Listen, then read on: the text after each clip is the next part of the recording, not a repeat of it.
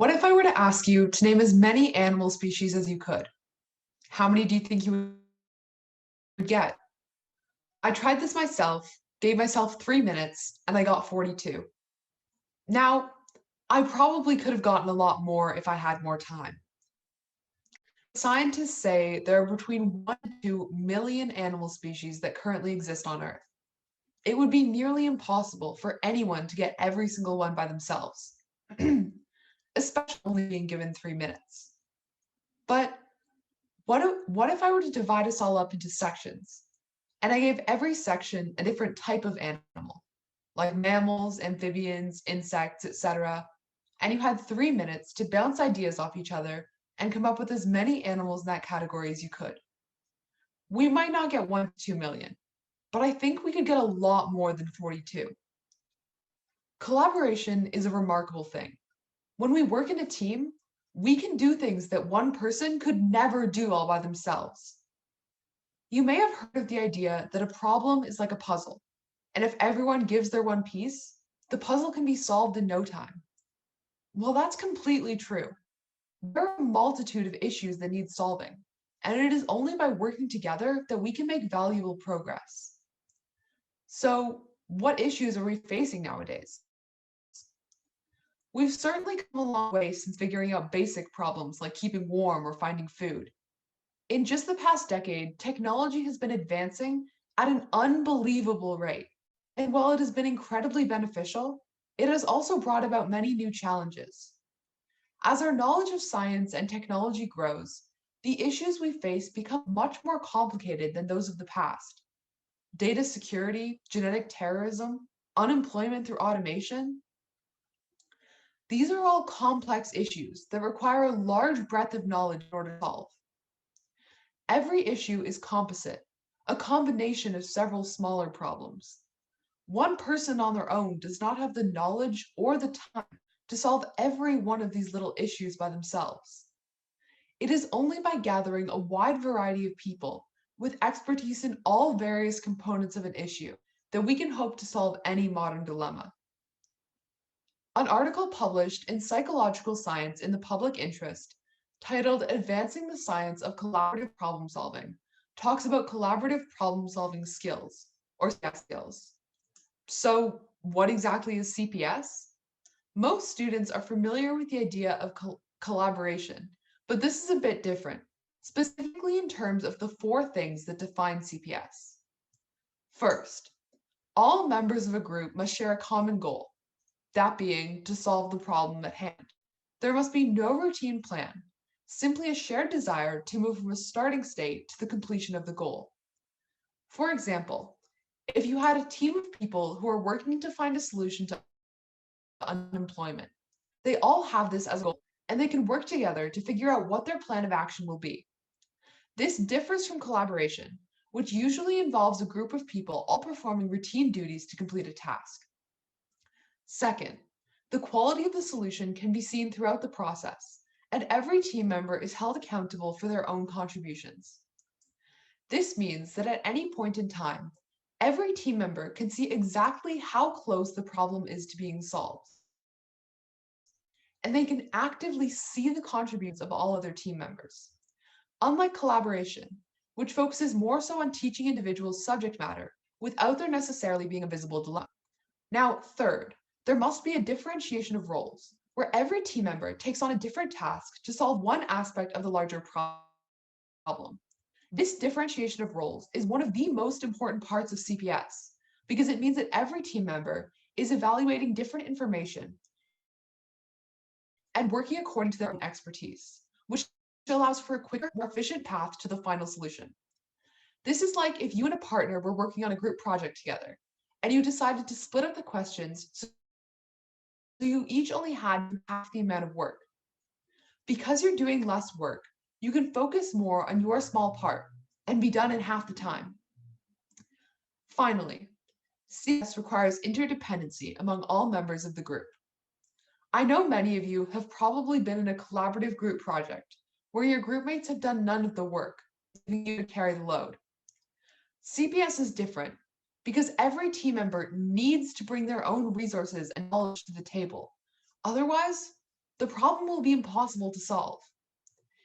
Interdependency is crucial in solving problems nowadays, as they are becoming increasingly complex, requiring more knowledge and perspectives than one person alone can provide. CPS is critical for efficiency, effectiveness, and innovation. As I've said before, the problems we currently face are complicated and intertwined, and without these essential skills, they're impossible to solve.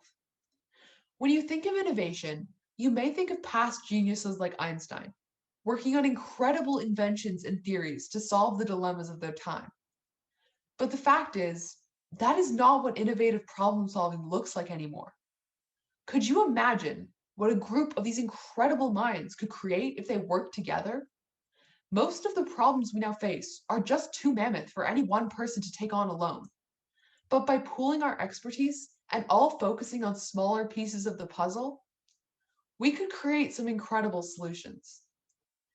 As an example, the operating system Windows consists of over 50 million lines of code. If one person tried to write all that by themselves, it would be extremely inefficient.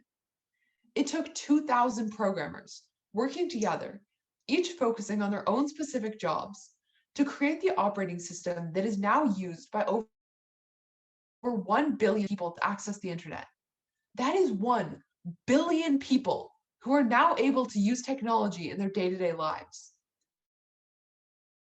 This was an incredible feat, and it's something that could never have been possible without collaborative problem solving.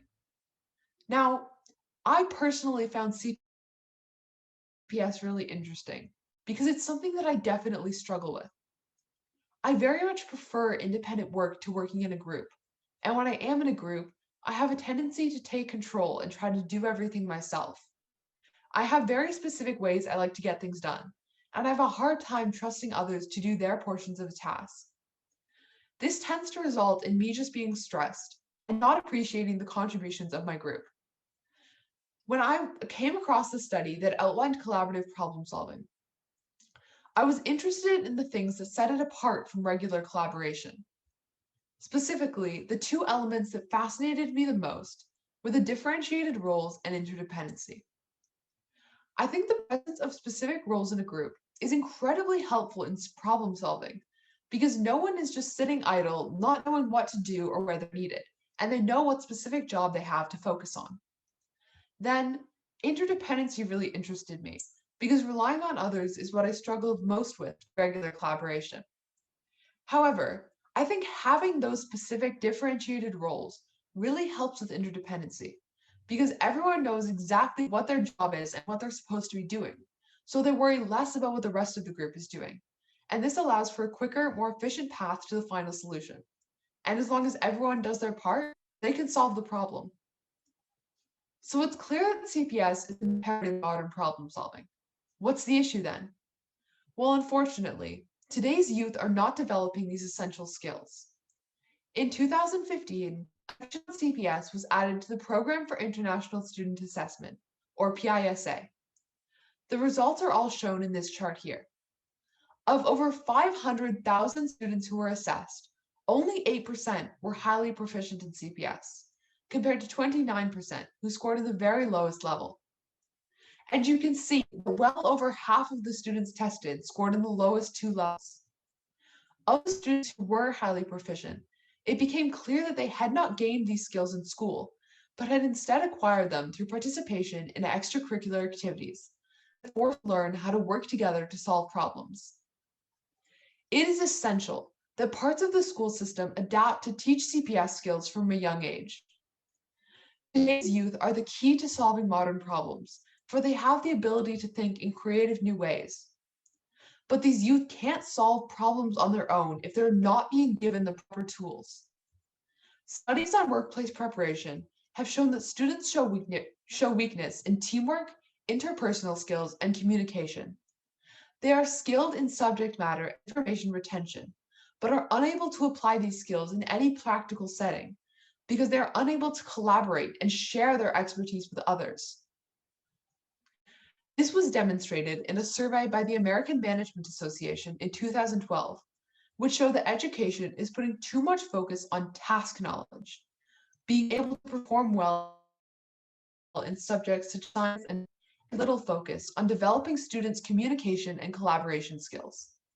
This focus on task knowledge is detrimental to a student's future because while the workplace does require subject knowledge and expertise, what's more important is that students be able to work together and share their knowledge with others.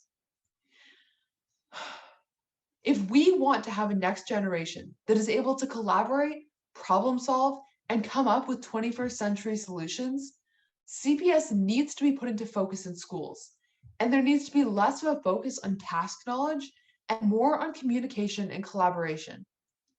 Learning these skills at a young age is imperative for students to be prepared to enter the workforce and solve problems in the world. In conclusion, what we really need is a paradigm shift. We need to stop thinking about problems independently and start thinking about how we can solve them by working together to strengthen the collaborative problem-solving skills of society as a whole. Problems are evolving at an incredible rate, and we need solutions that keep up. We need youth who are skilled in CPS and who are prepared to work together to create the solutions of the 21st century. As I said before, every problem is a puzzle, and everyone has a different piece. It is only by collaborating and putting all of these different pieces together that we can hope to solve anything. Thank you for coming to my TED Talk. I hope you all have a wonderful day.